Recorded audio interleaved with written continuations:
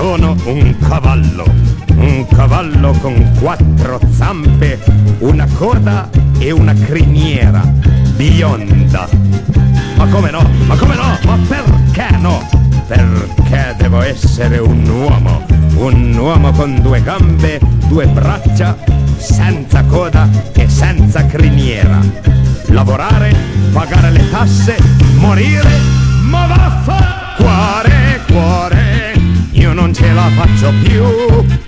Io qui divento pazzo, corro come un motocuzzo, mi sdraiazzo in uno spiazzo e di lì non muovo più.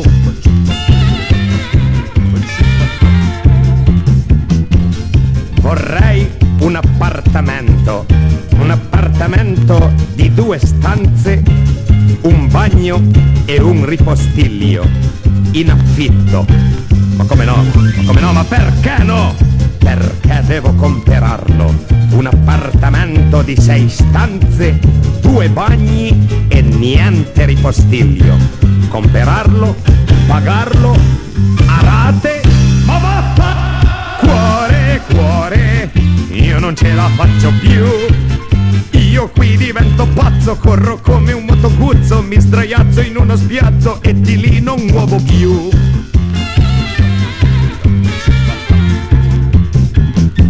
Io sono un contadino con 2 braccia muscolose e 2 piedoni grossi.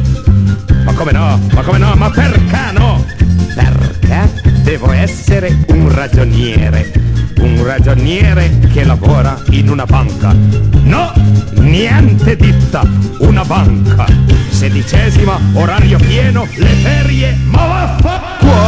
Cuore, io non ce la faccio più. Io qui divento pazzo, corro come un motoguzzo, mi sdraiazzo in uno spiazzo e di lì non muovo più.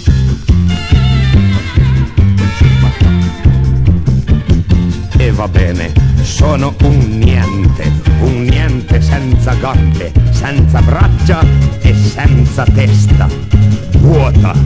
Ma come no? Ma perché no?